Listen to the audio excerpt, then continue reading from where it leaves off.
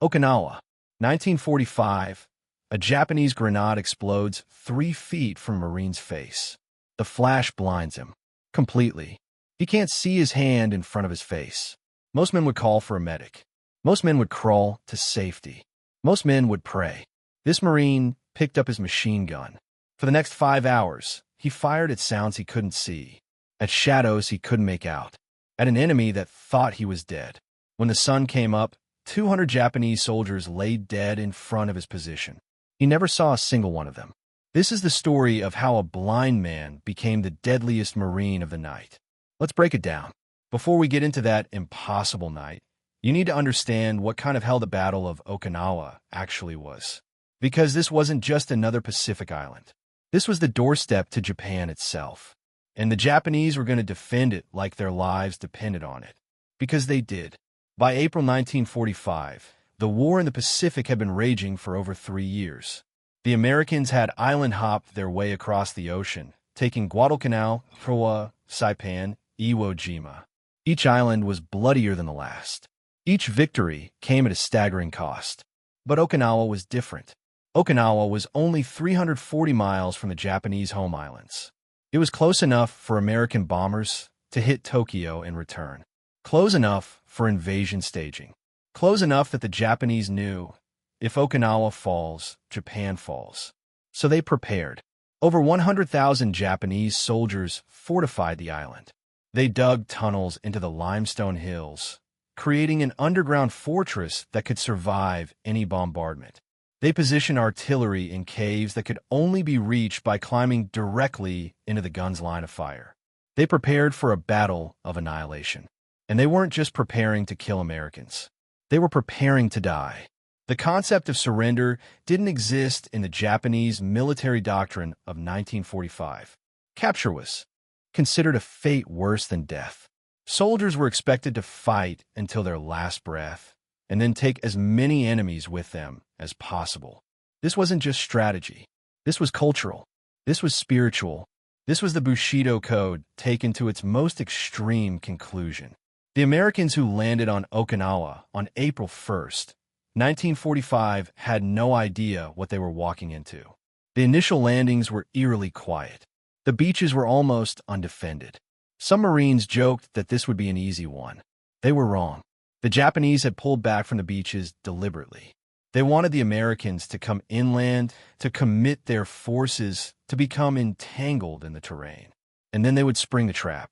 The trap was called the Shuri Line, a network of fortifications, caves, and kill zones stretching across the southern third of the island. When the Americans hit this line, the battle turned into a meat grinder. Men died by the hundreds every day. Flamethrowers became standard equipment, because that was often the only way to clear a cave. Rain turned the battlefields into mud pits where the living stumbled over the dead. It was in this apocalyptic landscape that our Marine found himself. Let me tell you about him before we get to that night. His name was recorded in the unit logs, though different accounts sometimes vary on details.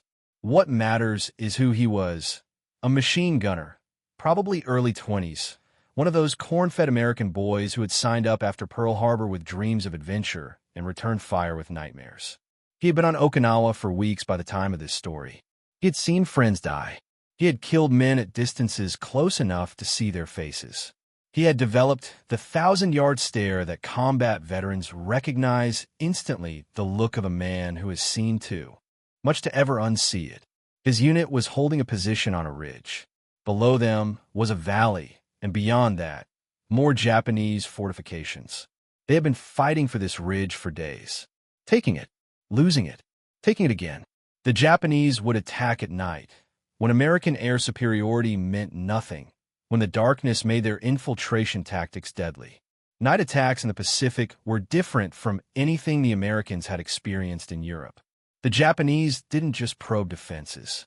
They mounted full-scale assaults, often with hundreds of soldiers, sometimes with fixed bayonets and screaming battle cries. They would emerge from the jungle like ghosts, appearing at the edge of perimeters without warning. The psychological effect was devastating. Imagine lying in a foxhole in complete darkness. You can't see past your outstretched hand. Every sound might be a Japanese soldier creeping toward you with a knife. Every rustling leaf might be the last thing you hear. You fire at shadows. You throw grenades at sounds. You do this for hours, knowing that one mistake, one moment of inattention, means death. This was the environment on that particular night. The Marines unit knew an attack was coming. They could feel it. The day had been too quiet, the Japanese too absent. Something was building in the darkness. They reinforced their positions. They checked their ammunition. They said prayers they hadn't said since childhood. And then the night exploded. The first wave came from the valley, hundreds of Japanese soldiers emerging from concealed positions and charging up the ridge. They came in that terrifying silence that preceded the bonsai scream, moving fast, taking cover, then rushing forward again. The American lines opened up with everything they had. Machine guns, rifles, grenades, mortars. The night turned into a strobe. Light of muzzle flashes and explosions. Tracers carved red lines through the darkness. The noise was so loud that men couldn't hear their own weapons firing. In the chaos, Japanese soldiers reached the perimeter. Hand-to-hand fighting broke out in some positions. Men died with their hands around each other's throats. Bayonets found targets in the dark. It was primal, savage, completely beyond the sanitized version of war that would later appear in history books. Our Marine was in his position, firing his machine gun in controlled bursts, trying to conserve ammunition while still laying down enough fire to stop the advance.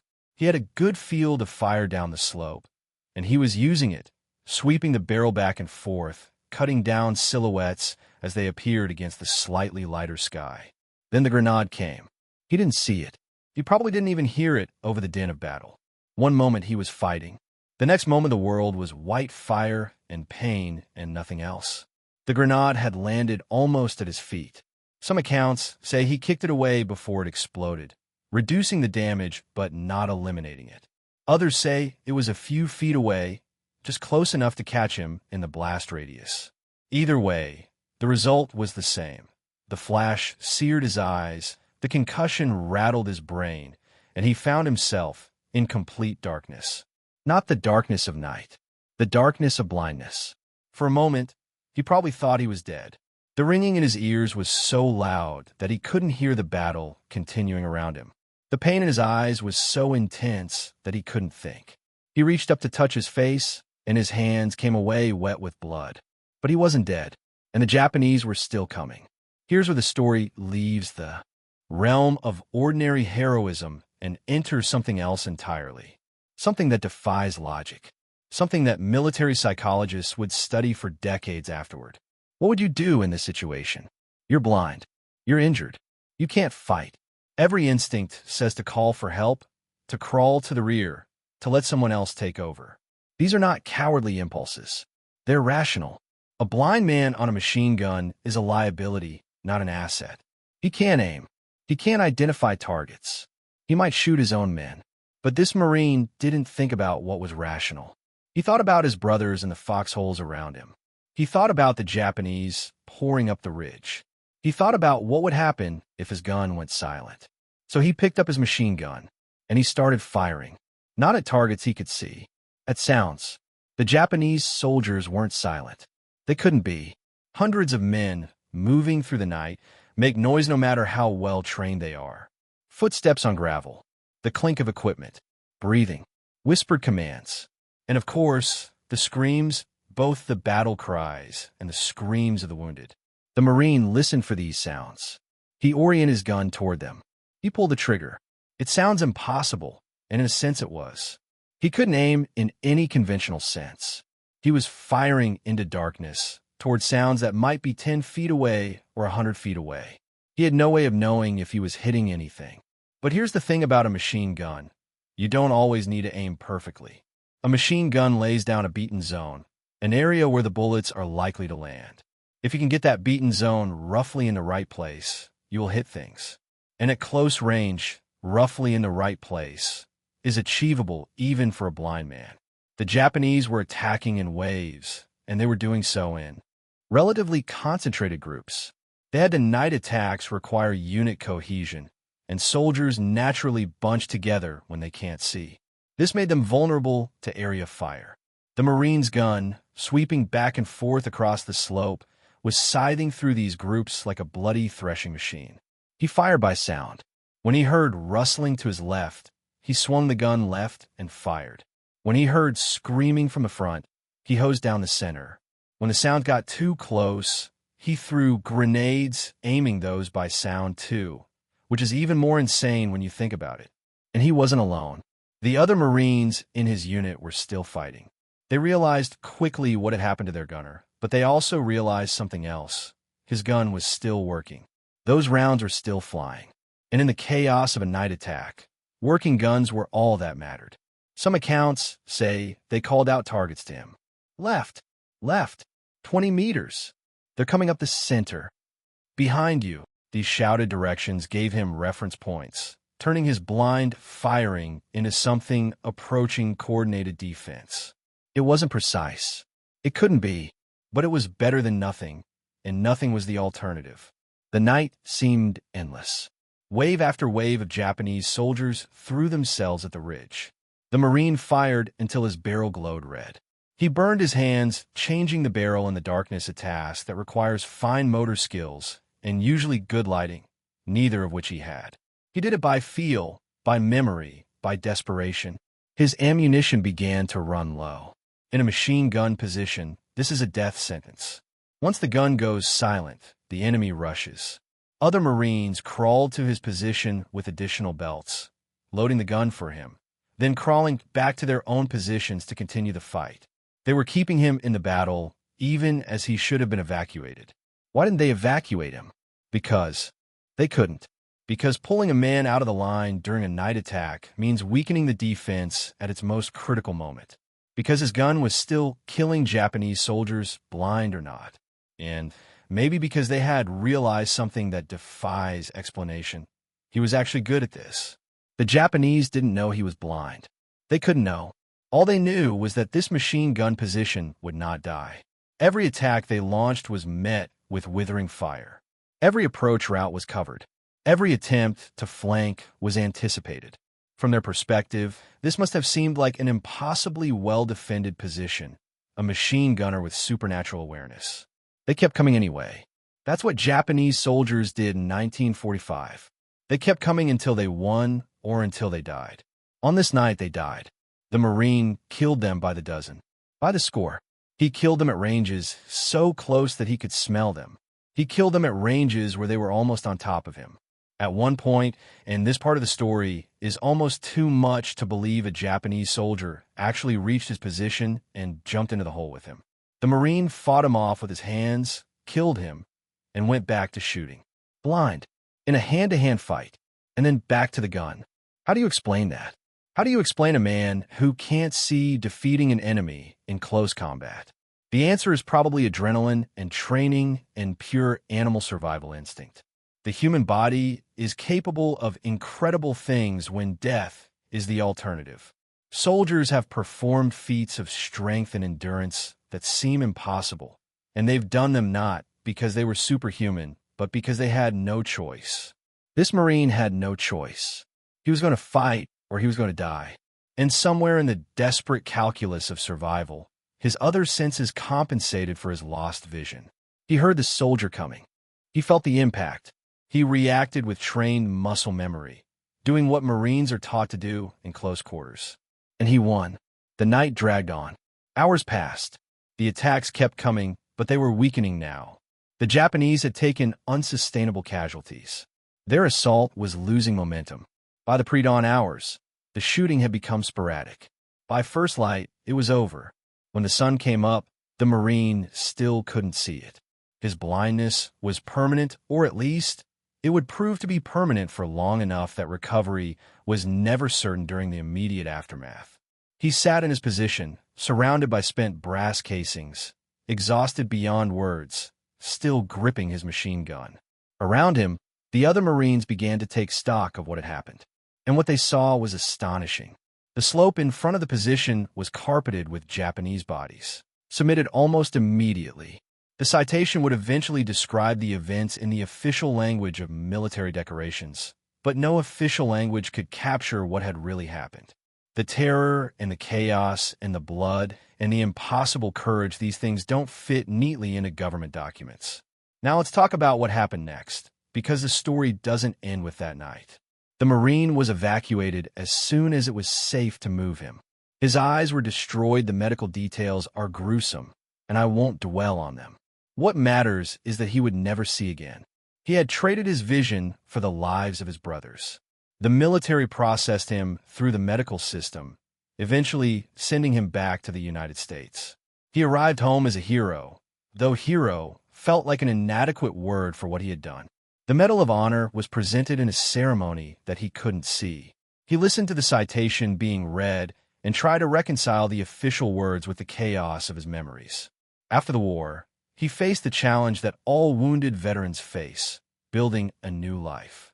For a blind man in the 1940s, this was especially difficult. There were few support systems, limited job opportunities, and a society that didn't know how to integrate disabled veterans. But he had survived the worst night of the Pacific War. Everything else was manageable by comparison. Different accounts give different details about his post-war life. Some say he adapted well, finding work and family and a measure of peace. Others say he struggled with the trauma of what he had experienced, as so many combat veterans do. The truth is probably somewhere in between good days and bad days, like anyone else, but always carrying the weight of that night on Okinawa. His story became legend within the Marine Corps. It was taught at training facilities as an example of what human beings are capable of when pushed to their limits.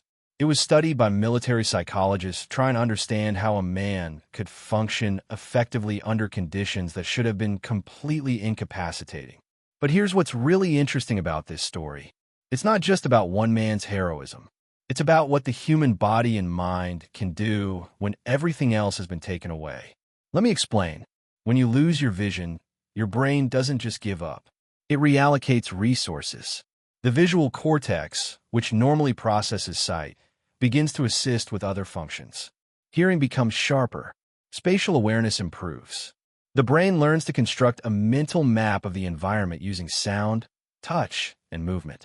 This is called neuroplasticity, and it's been studied extensively.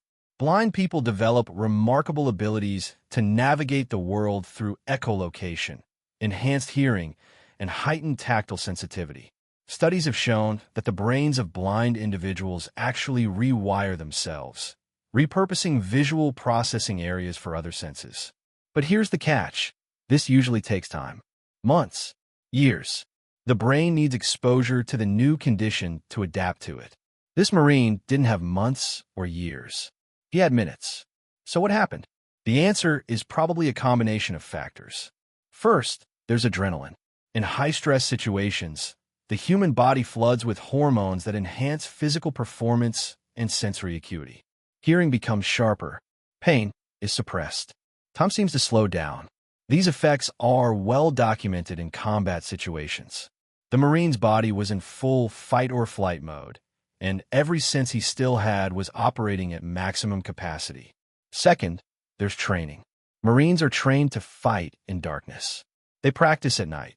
They learn to move and shoot when they can't see their targets clearly. This training creates muscle memory and tactical instincts that persist even when conscious vision is unavailable. The Marine's body knew how to fight. His eyes were just one input among many. Third, there's the environment itself. A machine gun position isn't like a sniper's hide. You're not trying to pick out individual targets at long range. You're laying down area fire to stop mass attacks. The tactical requirements are simpler. Point the gun toward the enemy and shoot. You don't need pinpoint accuracy. You need volume of fire and a general direction. The Marine could determine general direction by sound. The volume of fire was limited only by his ammunition supply, and the enemy was obligingly attacking in waves, presenting exactly the kind of mass target that machine guns are designed to annihilate. Fourth, and this is the part that's hardest to quantify, there's willpower. The decision to keep fighting when every rational consideration says you should stop. The refusal to quit when quitting would be completely understandable. The bone-deep determination that says, I will not let my brothers die. Military history is full of examples of men who accomplished the impossible through sheer force of will. Medal of Honor citations read like science fiction. Soldiers who fought off hundreds of enemies single-handedly, who survived wounds that should have been fatal, who performed feats of strength and endurance that defy biological explanation. This Marine was one of them. His will to fight was stronger than his physical limitations. His love for his brothers was stronger than his pain. His training was so deep that it continued functioning even when his conscious mind was overwhelmed by trauma. Now let's zoom out and talk about what this story tells us about the human experience of combat. Because this isn't just about one man. It's about what war does to people, and what people are capable of when war pushes them to the edge. Combat is often described as long periods of boredom punctuated by moments of terror. But that description doesn't capture the full reality. Combat is also exhaustion, hunger, filth, grief, guilt, and 100 other things that civilians never have to experience. It breaks people. It makes people. It reveals things about human nature that we might prefer not to know. The Marine who fought blind on that ridge didn't start out as a superhuman. He was an ordinary young man, probably from a small town, probably with a family back home who worried about him every day. He went through the same training as thousands of other Marines. He had the same equipment, the same rations, the same letters from home. What made him different was the moment of testing. Everyone faces these moments. Moments when we have to decide who we really are. Most of us face relatively minor tests. Do we tell the truth or lie? Do we help someone in need or walk away? Do we stand up for what's right or stay quiet? This Marine faced the ultimate test. Blinded, wounded, surrounded by enemies, he had to decide in a split second what kind of man he would be. He chose to be the kind who keeps fighting. There's a concept in military psychology called the will to fight. It's surprisingly hard to predict. Some men who seem tough fold under pressure. Some men who seem weak become lions when the bullets start flying. Training helps. Leadership helps. Unit cohesion helps. But at the end of the day, the will to fight comes from somewhere inside the individual, and nobody knows exactly where that somewhere is. The Marine who held that ridge had it. In that moment of blindness and chaos, when everything he relied on was stripped away, something inside him said, "Keep shooting." And he did.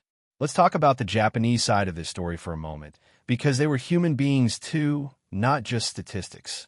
The soldiers who attacked that ridge had their own stories. They had families. They had hopes. They had been expected. It was not required. It was not even possible, according to any reasonable assessment. He was blind. He was wounded. He had every justification to stop fighting. He kept fighting anyway, and by doing so, he saved his unit. The Medal of Honor ceremony is always emotional, but ceremonies for living recipients have a special quality. The recipient can hear the applause. He can feel the medal being placed around his neck. He can shake hands with the president and see the flag behind the podium. Except this Marine couldn't see any of it.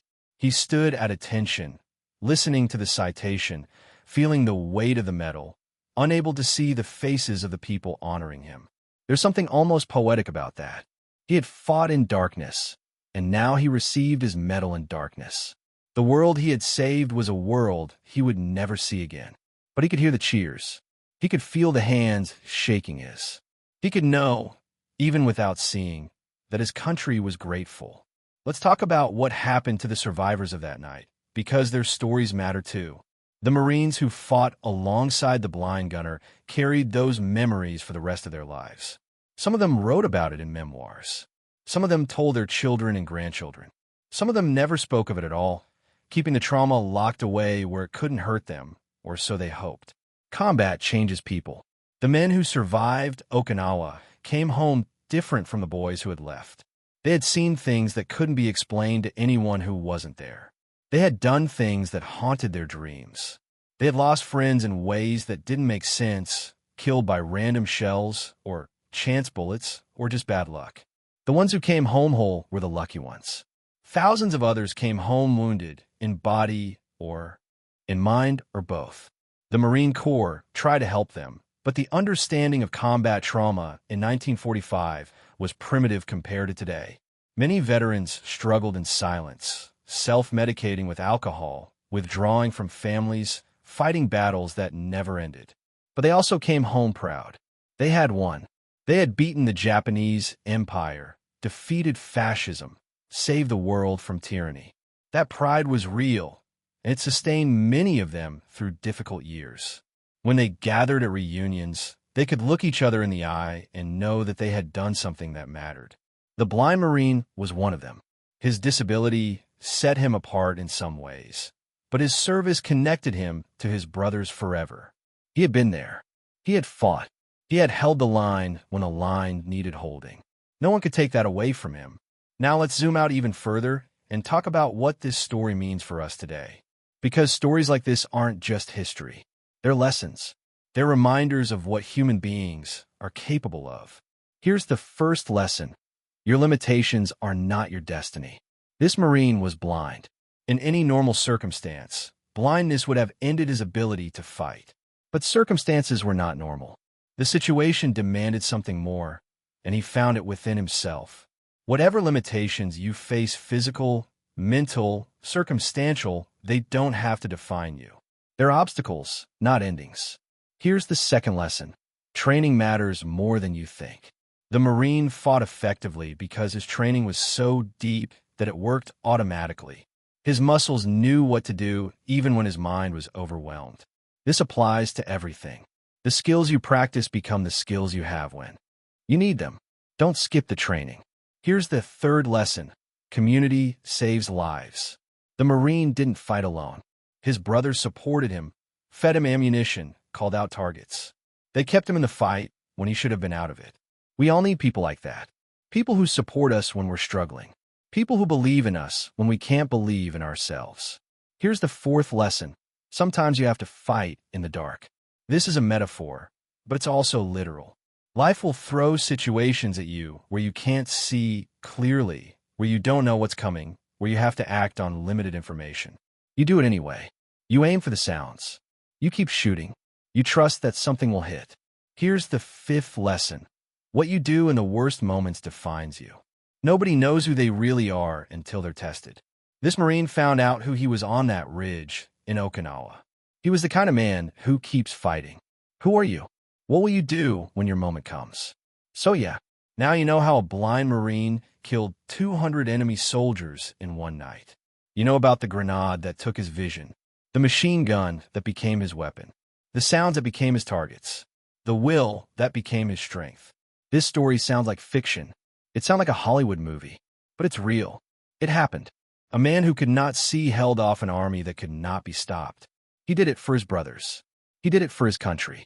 And he did it in complete darkness, using nothing but sound and courage and training and will.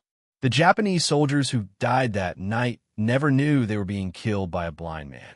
They never knew that the gun that wouldn't stop firing was aimed by ears instead of eyes. They just knew that they couldn't take that position. They threw themselves against it again and again and again and again. They were cut down. War is full of impossible stories. Men who survive wounds that should kill them. Men who,